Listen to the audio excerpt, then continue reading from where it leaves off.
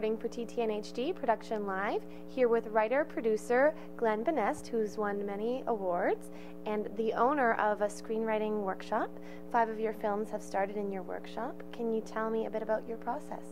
Sure. What we do is I get a small group of very motivated writers, maybe 5, 6 at the most, 7 people in a group, and then we'll meet for 8-week sessions, and we meet for about 3 hours. The class is about 3 hours, and we read everything out loud, like a staged reading, and we basically then give feedback in terms of how can we make this project better.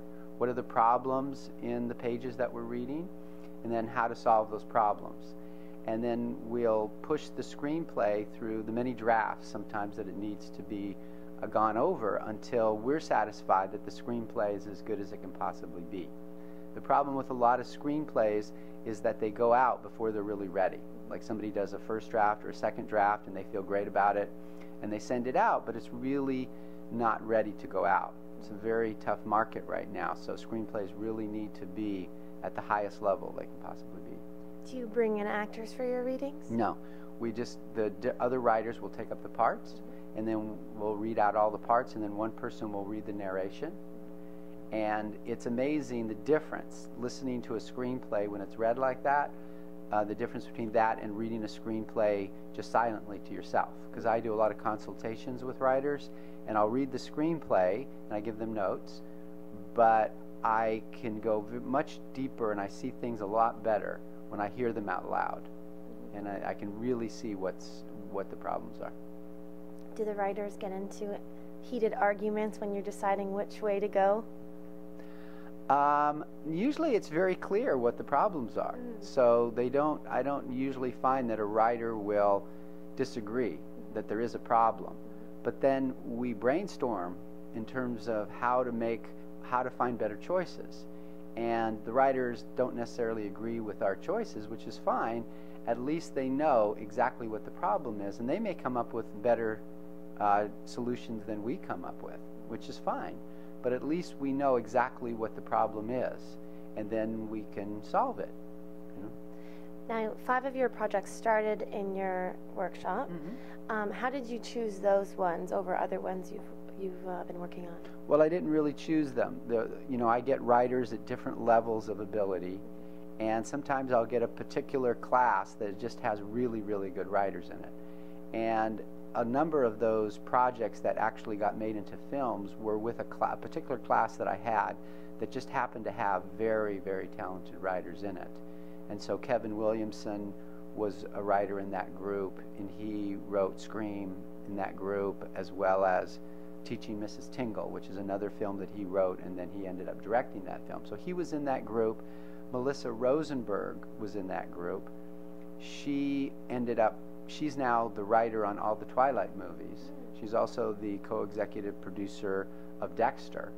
So she's like one of the hottest writers right now. She was in that group. And I had another, Dana Barada, who wrote a film in that group. And so it was just, that was a very talented group.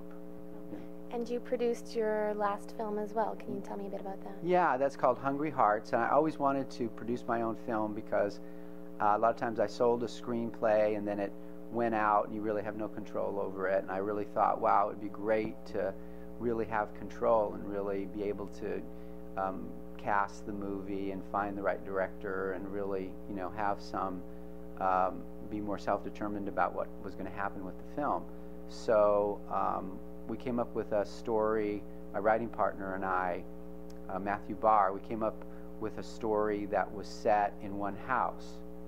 And so that was really helpful because then you only have one location, right? It's like Paranormal Activity. It's just like one location. It's great if you can come up with that because that saves a lot of money. And it took a long time to put it all together because you have to get the investors, you have to set up companies, you have to slowly get the money. It took like 3 or 4 years to actually do this. But yeah, it was very interesting for me as a writer because I could really see what goes into producing a movie. I'd only been on the sidelines. When a movie got shot, I would, be there for a few days and I would watch it, but I was never involved. So this was great because I really learned what it takes to produce a movie. And it changed my way of writing because I realized how important it was when you change a location. That's a huge deal when you're producing a movie because you have to take the crew and you move everything and the lights and all that. It's like a huge thing. And when you're writing films and you're not aware of that, you think, oh yeah, I'll go here, I'll go there. Spaceship here, whatever. Yeah, right. And you realize, no, it's way better to have much fewer locations. Really cut down on the locations, cut down on the number of actors, and make it as minimal as possible and let the story tell itself. But you don't need to go from city to city to location to location. You can do a lot with the same location if you're smart about it. So it was well worth it. And do you see yourself producing more films as well? I'm not so sure about that. It took me so long to do it, and I'm not sure I want to expend that much energy into doing another independent film. You don't really make money on independent films.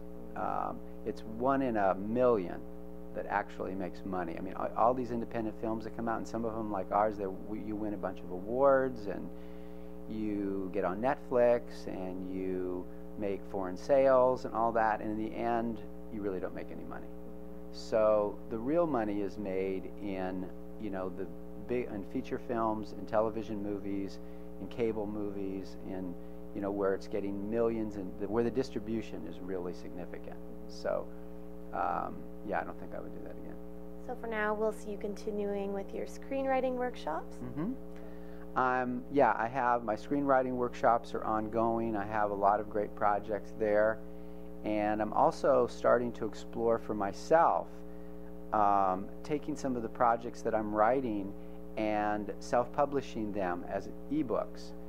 That's a huge market right now. It's an expanding market. A lot of people are self-publishing through Amazon, through Barnes & Noble, and you can create properties and brand a property in a way that makes it a lot more attractive to the film industry, because so often now the film industry doesn't want to do original screenplays. They would much rather have a branded project like a book or a play or something that's already been out there.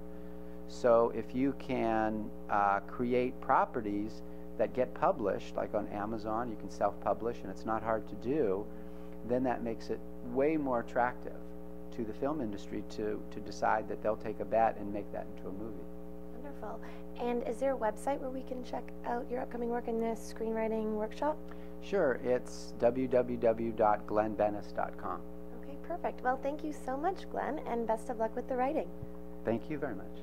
I'm Katie Uhlmann reporting for TTN HD Production Live.